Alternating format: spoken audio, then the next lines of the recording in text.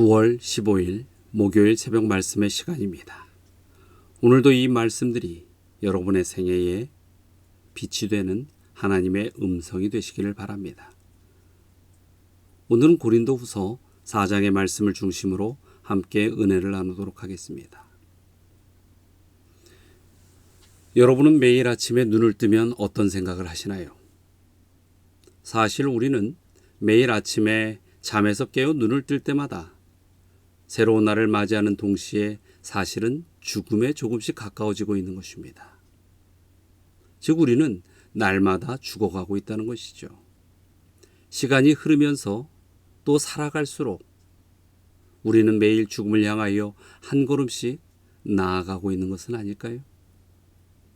미처 우리가 인지하지는 못하고 있지만 1초 1초가 흘러갈 때마다 우리의 기력은 점점 쇠하여져 가고 있고 몸의 모든 세포들은 노화되어 가고 있다는 것을 우리는 물리적으로도 살펴볼 수 있는 것입니다. 우리 모두는 언젠가 닥쳐올 이러한 죽음을 향하여 매일 다가가고 있는 것이고 죽음도 우리를 향하여 날마다 손을 흔들며 다가오고 있다는 것이죠. 이 세상에 존재하는 사람들은 육신적으로 언젠가는 다 죽게 되어 있습니다. 이 사실에는 그 누구도 부인할 수 없고 누구도 예외가 없는 것이죠. 사도 바울이 이 고린도 후서의 말씀을 기록할 당시에 그의 나이를 짐작해 보면 그의 나이가 거의 50 정도 되었을 것이라고 볼 수 있습니다. 그 당시 평균 수명이 50 초반이었기 때문에 그의 나이로 보면 평균 수명에 거의 가까운, 어찌 보면 인생의 황혼에 가까운 나이였습니다. 나이가 들어갈수록 세월이 얼마나 빨리 흘러가는지 우리들은 체험할 수 있습니다. 또 육체는 얼마나 빨리 쇠하여 가는지 실감나게 느껴지는 것 같은 그런 생각을 요즘 들어 참 많이 하게 됩니다. 어쩌면 이 말씀을 듣는 우리들 중에 많은 사람들이 그동안 살아온 날의 시간보다 앞으로 살아갈 날의 시간들이 훨씬 더 적을지도 모르겠습니다. 바울은 자신의 상황을 생각하면서 자신의 겉사람, 즉 육신이 후퇴한다는 것을 몸으로 절실히 느끼고 있었습니다. 단순하게 몸만 약해지는 것이 아니라 그가 처한 환경도 아주 나빠지고 있었지요. 바울은 위대한 사도였고 많은 곳에 복음을 전한 사람이었지만 그가 말씀을 전할 때마다 사람들이 항상 복음을 받아들이고 변화된 것은 아니었습니다. 그가 전하는 복음을 듣고도 별 반응을 보이지 않는 경우도 있었고 심지어 반대하며 바울을 박해하고 죽이려 하는 그런 적도 많았습니다. 그러한 어려운 환경 속에서 바울은 어떻게 반응합니까? 고린도후서 4장 16절에 보면 그러므로 우리가 낙심하지 아니하노니 우리의 겉사람은 낡아지나 우리의 속사람은 날로 새로워지도다. 바울이 여기에서 겉사람이 낡아진다라고 말한 것은 그저 자신의 나이가 들어서 늙고 있으며 육신적으로 약해지고 있다는 뜻만은 아닐 것입니다. 그럼 그 안에 무슨 뜻이 들어있을까요? 16절에 보면 그러므로 이렇게 시작합니다.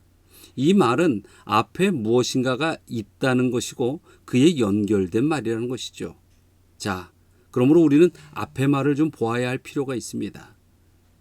그 앞의 내용은 다 보아야 할 필요는 있지만 핵심 구절인 8절과 9절을 중심으로 한번 살펴보도록 할까요? 자, 고린도후서 4장 8절과 9절입니다.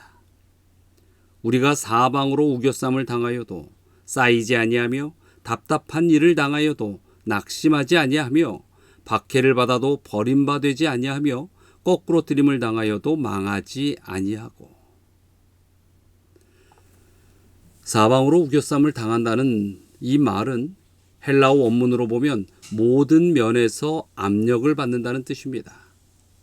위에서 밑으로 눌림을 당한다는 표현이기도 하지요.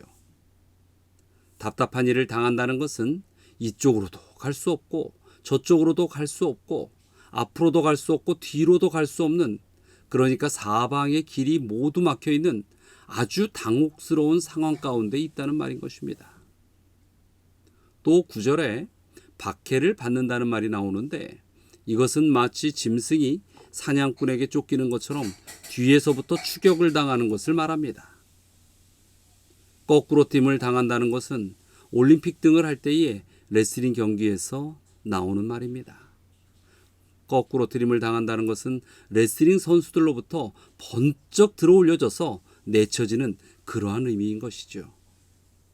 자, 이 해석들을 정리해보면 위로부터 압력을 받고 있고 모든 길은 다 막혀 있고 뒤로부터는 추격을 당하고 있고 밑에서부터 던져져 거꾸로 팀을 당하는 이런 상황이 바로 사도 바울이 처한 상황이었습니다. 그러니까 단순히 몸만 약해지고 있는 것 그 때문이 아니라 이처럼 말로 다할 수 없는 환난을 당하고 있었기 때문에 겉사람이 낡아진다는 표현을 하고 있는 것이죠. 그런데 놀랍게도 이러한 환경 속에서 그는 다시 벌떡 일어난다고 말합니다. 그 비결이 무엇입니까? 고린도후서 4장 7절에 뭐라고 이야기하고 있지요? 우리가 이 보배를 질그릇에 가졌으니 이는 심히 큰 능력은 하나님께 있고 우리에게 있지 아니함을 알게 하려 함이라. 여기서 보배라는 것은 예수 그리스도 안에서 하나님의 영광을 아는 빛입니다. 또 복음을 말하는 것이고 복음의 핵심인 예수 그리스도를 가리키는 표현입니다. 바울이 어떠한 환난을 당해도 쓰러졌다가도 다시 일어나 싸울 수 있었던 것, 다시 나가 복음을 전할 수 있었던 그 비결은 그 속에 예수 그리스도라는 보배가 들어있기 때문이라고 고백하고 있습니다. 자기는 질그릇같이 보잘것없고 연약한 존재이지만 그 안에 엄청난 보배가 들어있기 때문에 자기가 그 힘으로 다시 일어날 수 있다고 고백하는 것입니다. 사랑하는 성도 여러분, 우리도 그와 같아야 할 것입니다. 어쩌면 우리의 처해 있는 환경이 사도 바울의 환경과 비슷할 때가 많이 있지 않습니까? 지금 위로부터 압력을 받고 모든 길은 다 막혀 있고 뒤로부터 추격을 당하고 밑에서부터 확 던져져서 거꾸로 뛴을 당한 것과 같은 그런 상황에 처해 있는 것처럼 느껴지고 그래서 낙심하고 있을 때가 많이 있지 않습니까? 그럴 때 우리가 다시 일어설 수 있는 비결, 그것은 분명합니다. 그 비결은 다른 데 있는 것이 아니라 오직 예수 그리스도인 것입니다. 내 안에 예수 그리스도라는 보배가 계십니다. 사실 이미 예수님은 우리에게 이미 주어져 계십니다. 예수님께서 우리 안에 계시는 것입니다. 나는 질그릇이지만, 나는 깨지기 쉽고 보잘것없고 연약하지만 내 안에 보배가 계시다. 이 사실을 기억하면 우리는 분명 다시 일어설 수 있는 오뚜기와 같은 믿음의 생애를 살게 되는 것입니다. 여러분, 나는 나 혼자가 아니라 내 안에 그리스도께서 살아계시다는 것을 기억하시고 주님을 의지하며 그렇게 살아가시는 믿음의 하루가 되시기를 간절히 바랍니다. 다 함께 기도하시겠습니다. 사랑과 은혜가 충만하신 하나님, 질그릇처럼 연약하고 보잘것없는 저희이지만 저희에게 그리스도의 빛을 담아주셨습니다. 이제 그것을 우리가 믿고 알진대 진정 믿음 안에서 영광의 생애를 살게 하여 주시옵소서. 주의 백성들, 그 어떠한 형편일지라도 주의 그 놀라운 빛을 드러내는 광명한 생애를 살게 하여 주시옵소서. 오늘도 각 처소에서 각 곳에서 여러 모양으로 살아가고 있는 주의 자녀들에게 승리로 응답하여 주시옵길 바라며 예수 그리스도의 이름으로 기도드리옵나이다.